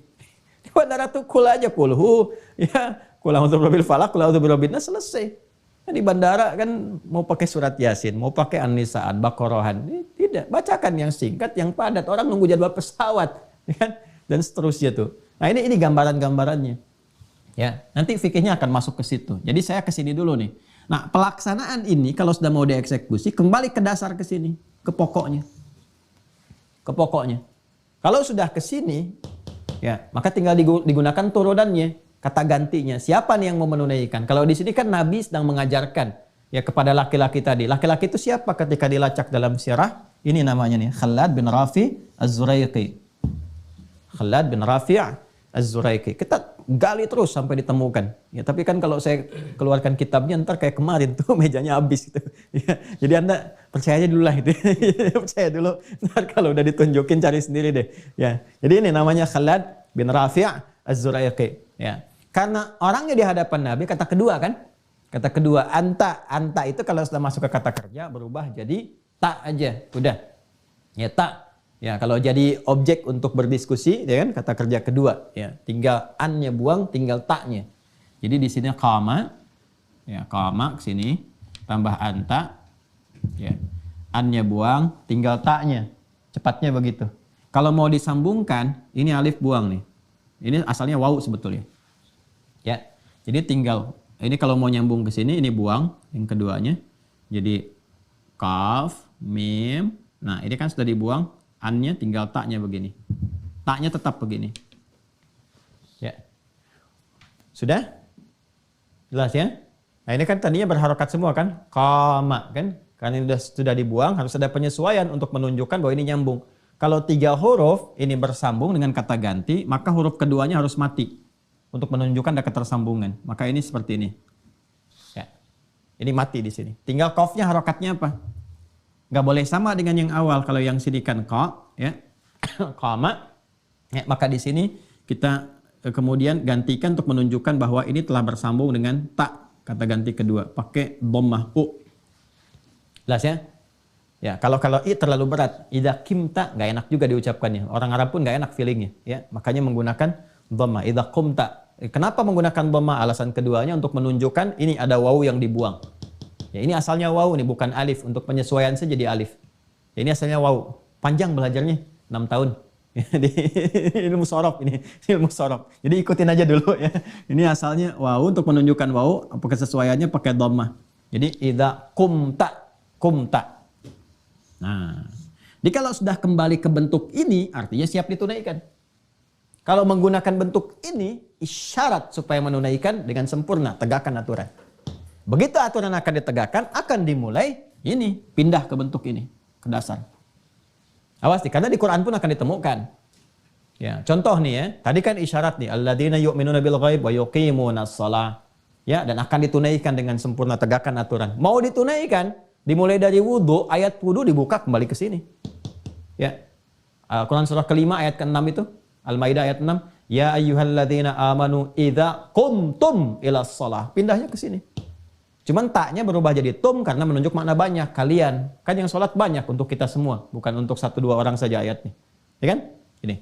Nah, Nabi karena sedang mengajarkan 1 orang, maka Nabi mengatakan, ya, idza, jika. Ya. Idza ini huruf syarat. Idza itu kalau ketemu kata kerja asal maknanya mudhari. Kalau ketemu madhi maknanya mudhari. Jika akan, ya, itu diartikan dia. Idza qumta kata Nabi. Nah, jika kalau ini rumus cepat saja ya. Kalau ada bersambung dengan kata ganti, yang diterjemahkan yang ininya dulu, yang orangnya dulu. Kata gantinya. Idza qumta, jika kamu, engkau, ya. Kalau kembali ke sana, Khalad bin Rafi Az-Zuraiki, Nabi sampaikan, ya Khalad, jika engkau, ya kan, qumta, ingin menunaikan sholat dengan sempurna, sesuai dengan aturannya.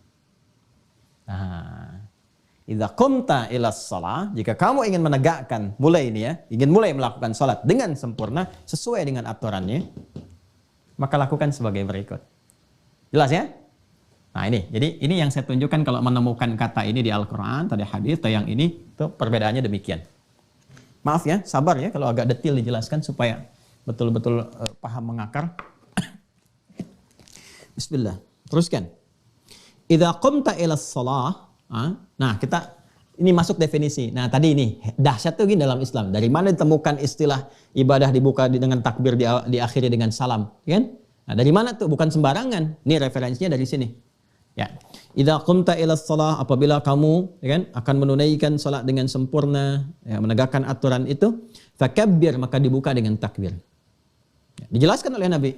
Begini caranya. Nah, ini kan gambaran umum saja, ya. Nanti detailnya ada lagi di riwayat yang lainnya. Ini gambaran umumnya dulu. Makanya tadi saya sampaikan kan, yang menyimak kisah itu ada berapa orang, ya kan? Dari sekian orang kan ceritanya bisa macam-macam. Nabi nyampaikan begini, ada yang detail menyampaikan tuh si fulan orangnya begini, diajarin begini. Bisa jadi begitu. Ya. Nanti kita akan lihat riwayat yang lainnya. Fakabbir, maka dibuka dengan takbir. Ya, tsumma qra ma tayassara ma'ak minal Qur'an. Kemudian setelah itu baca Yang paling ringan, yang paling mudah yang kamu hafal dari Al-Quran. Ma tayassara ma'aka, yang paling ringan. Ya, ini prinsip sholat itu yang memudahkan kita. Ya, ringan itu bisa relatif. Bagi orang hafal Quran ringan ya Al-Baqarah ringan, Ali Imran ringan, ya kan? Ya, bagi yang mengawali awal-awal ini prinsipnya memberikan kemudahan. Ya, jangan sampai kalau ada orang misalnya mu'alaf masuk Islam langsung sholat. Oh, kalau kamu mau dapat faedah yang banyak istimewa, hafalin Al-Baqarah. Enggak. Kan bismillah dulu, Al-Fatihah cukupkan dulu, ayat-ayat pendek dulu. Anak-anak juga begitu fikihnya.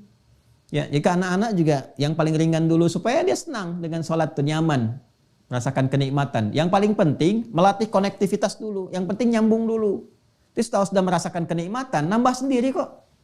Bapak Ibu juga begitu kan? Ya, kalau sudah tersambung, sudah merasa enak, pengen berlama-lama dalam sholat. Sujudnya pengen lama, berdirinya pengen lama. Silakan cek. Kalau nggak percaya silakan. Semakin iman meningkat, semakin kuat sinyalnya, semakin pengen lama terhubung. Ya, Anda aja kalau ngaji begini, ya kan nggak terasa udah 2 jam, 3 jam. Ya, bahkan kalau saya baru 1 jam mau saya akhiri aja kok sebentar ya, udah 1 jam saya bicara. Kan ini udah hampir 2 jam nih. Jadi kita tuh kalau sudah nyaman, apapun yang dikerjakan itu enak aja. Ya, ini ya. Kemudian baca yang paling ringan. Faqra'u ma tayassara ma'aka minal Qur'an. Nanti dikonfirmasi di Al-Muzammil itu ayat 20. Faqra'u ma tayassara minal Qur'an. Kemudian karena yang diajarin itu Khalad. Ingat, yang diajarin Khalad bin Rafi Az-Zuraiqi, yang baru pertama tuh. Ya, boleh jadi ini orang-orang baru masuk Islam kan, baru belajar di awal-awal. Ini bukan selevelnya yang Abu Bakar, yang Umar bin Khattab, Ubay bin Ka'ab, Mu'adz bin Jabal, tidak. Kalau yang itu Mu'adz aja udah beda sendiri. Ya, Mu'adz, Ubay itu isyanya sudah Al-Baqarah sendiri. Ya, masih ingat gak kisah viral tentang itu? Nanti di akhir, jangan sekarang ya, supaya nggak lompat-lompat dulu. Kemudian thumarka. Ya, setelah kamu berdiri, baca surat yang paling mudah untukmu, ruku'. Ini umum dulu ya. Hatta tatma'inna raki'ah. Ya, sampai kamu merasa nyaman dalam ruku'. Tuma'ninah. Perhatikan ya, masih ingat gak? Yang saya sampaikan di awal tentang manfaat sholat. Kemarin masih ingat? Ya. Bukankah di antara manfaat sholat itu menghadirkan ketenangan dalam jiwa? Ya kan? Ketenangan. Ala bidzikrillahi tatma'innul qulub. Ya. Dan sholat disebut zikir. Wa aqimis sholata lidzikri. Dan manfaat sholat menghadirkan ketenangan. Nah, ini sudah manfaat pertama diberikan, diisyaratkan oleh Nabi. Ya, thumma raka, kemudian kamu ruku, hatta tatma'inna raki'an, sampai kamu merasa tuma'ninah dalam ruku. Tuma'ninah itu bahasa Indonesianya tenang. Ya, itma'anna yatma'innu, itmi'nanan sifatnya tuma'ninah. Hatta tatma'inna, sampai kamu merasa tenang dalam ruku. Yang tenang itu apanya? Ya, yang tenang itu kan jiwanya. Kalau jiwanya sudah tenang, bawaan ke sikap ke apa-apanya itu nyaman. Ya, kelihatan nyaman, enak. Tapi kan kalau tenang itu kan bukan di tangan. Tangan tuh diam. Ya kan? Kalau tenang itu kan di hati. Ya. Kalau suara diam, jangan ribut, diam, jangan bergerak. Itu diam. Kalau sudah tenang tuh keadaan hati, tenang. Dari hati dipancarkan ke sikap, jadi diam. Ya, hatta tatma'inna raki'an, sampai kamu merasa tenang. Artinya apa? Jadi kalau orang sholatnya benar dari berdiri saja, itu kedampak ke hati sudah enak dan nyaman. Cirinya apa? Ketika dia ruku, tuma'ninah dalam ruku. Tuma'ninah itu apa? Salah satu maknanya ada ketenangan pada jiwanya. Begitu tenang, rukunya nyaman, beredar darah dengan sempurna, lurus, saraf-saraf yang kejepit, yang bagian punggung yang macam-macam tuh kalau benar rukunya. Nanti kalau udah masuk ruku kita tunjukkan. Ya, sampai detil. Sampai air kalau dituangkan dalam satu bejana gelas disimpan di atas punggung orang ruku nggak akan tumpah. Ntar kita praktekkan. Siap-siap admin, kameramen. Ntar saya suruh ruku, saya simpan gelas di atasnya tuh. Ya, goyang nggak gitu. Kita cek sampai akhir kajian. Mau dicek rukunya Nabi. Ruku Nabi itu kan rukunya sama dengan berdirinya. Jadi kebayang kalau berdirinya baca 5 juz itu, ya ukuran 5 juz ruku. Ya, nah itulah kalau orang sudah nikmat tuh udah nggak bisa diukur dengan yang biasa. Jelas ya? Nah, jadi itu manfaat tuh terkorelasikan. Jadi saat bersamaan terasa. Ya, bahkan dahsyatnya kalau orang benar sholat itu kadang-kadang baru ngadap kiblat, baru takbir udah nangis. Udah bisa nangis. Ya, ada yang nangis, ada yang sudah merasakan kenikmatan, ada yang sudah nggak diganggu sama sekali. Ya, Anda kalau saya tunjukkan kitab-kitab sirah ya, termasuk yang ditulis oleh ulama kita tapi pakai bahasa Arab, itu Masya Allah. Ada yang sedang sholat itu sebelum sholat ada yang kena duri. Ya, apa tuh bahasa Perancisnya Mas? Kacugak ya. Kacugak tuh.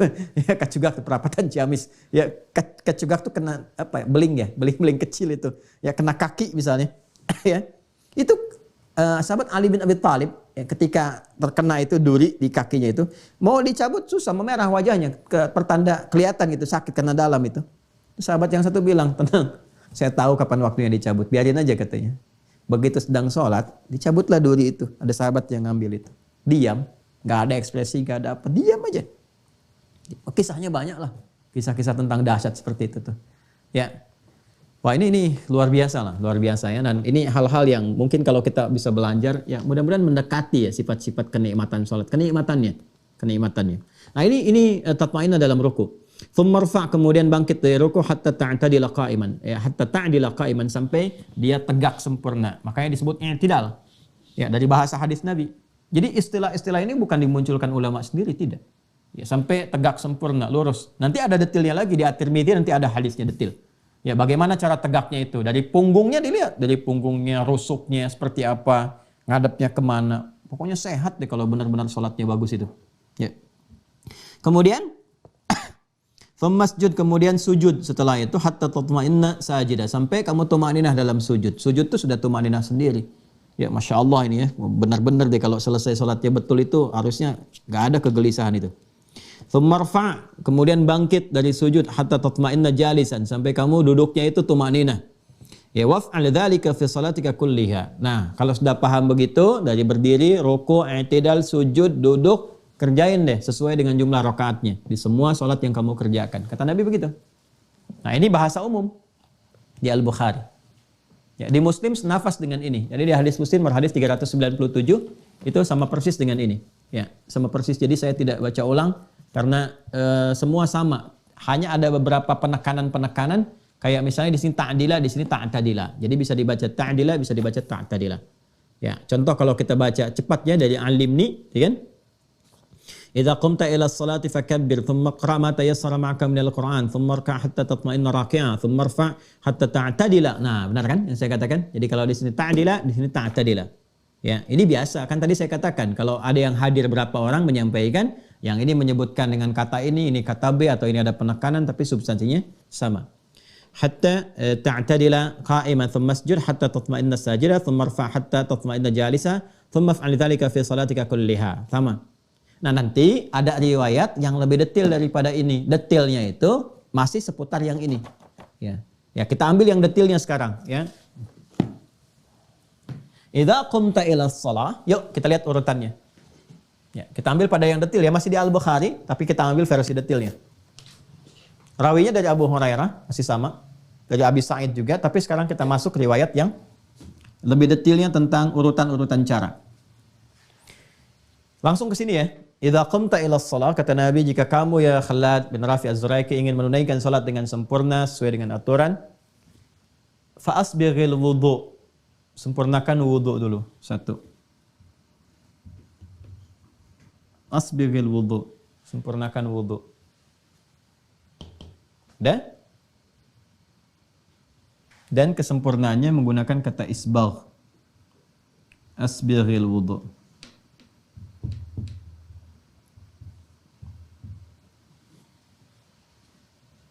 Thumma istaqbilil qiblah, menghadap kiblat.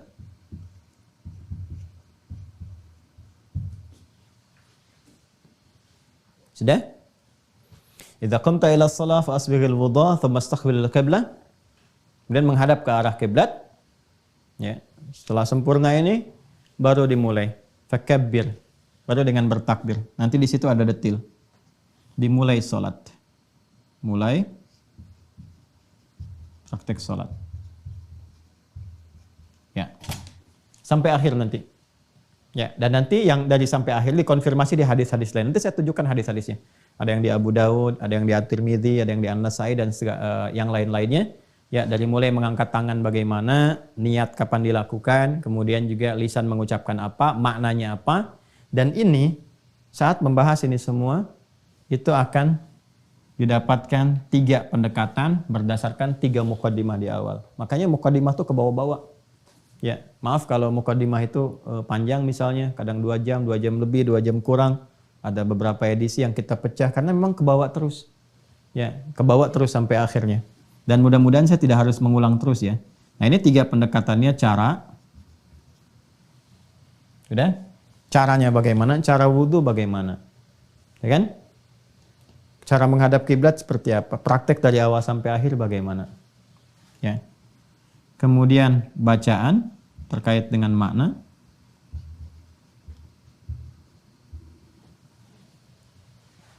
Apa yang dibaca? Saat wudhu ada bacaan nggak? Dimulai sampai akhirnya. Ya kan? Kenapa bacanya itu? Maknanya apa? Yang terakhir adalah hikmah. Esensinya. Hikmahnya apa? Ya, hadap kiblat itu hikmahnya apa? Tangan diangkat begini apa hikmahnya? Maknanya apa? Ada artinya nggak sembarangan.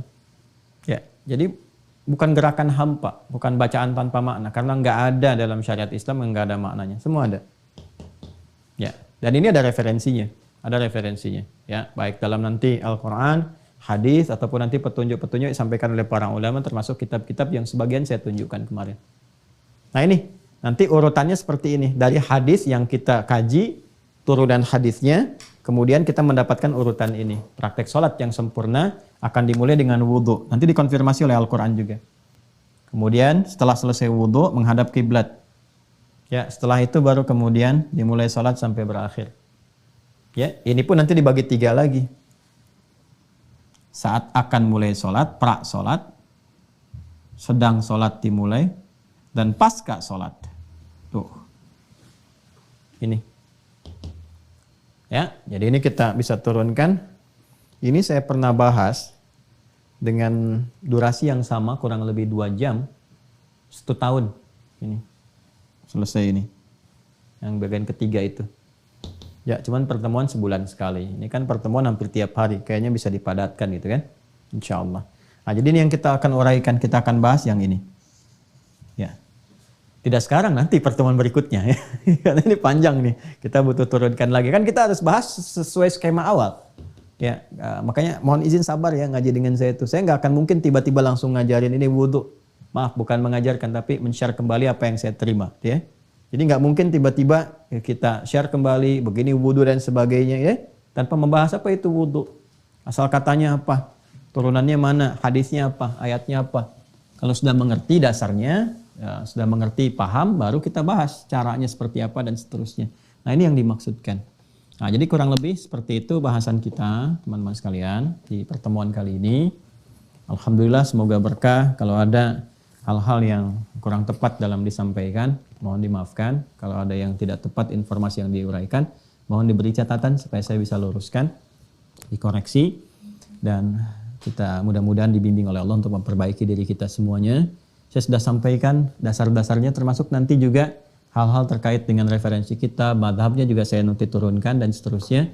Dan semua itu untuk memberikan keluasan wawasan. Ya, kalau sudah luas kita dalam ngajinya, enak kita prakteknya dan juga enak berinteraksi dengan siapapun. Ya. Dan kalau ada teman-teman kita juga mempraktekkan nanti, misalnya ada pilihan-pilihan yang diambil, alhamdulillah kita pun mengerti apa yang dipilih. Ya, dengan itu maka terjalin harmoni, kebaikan, ukhuwah, dan juga puncaknya adalah perbaikan untuk pribadi kita masing-masing. Saya kira itu, demikian kita berjumpa kembali di kesempatan yang akan datang. Allahumma taqabbal minna innaka antas samiul alim wa tub alaina innaka antat tawwabur rahim. Allahumma ja'alna muqimis shalah wa min dhurriyyatina ya arhamar rahimin wa alhiqna bis salihin wa alladhina amta alaihim minan nabiyyin was-siddiqin wasyuhada'i was-salihin. وحسن أولئك رفيقا اللهم بارك لنا يا الله في هذا اليوم وفي كل الأيام الباقية يا رب العالمين كما تحب وترضى صلى الله على سيدنا محمد وعلى آله وصحبه أجمعين وآخر دعوانا سبحانك اللهم وبحمدك نشهد أن لا إله إلا أنت نستغفرك ونتوب إليك والحمد لله رب العالمين السلام عليكم ورحمة الله وبركاته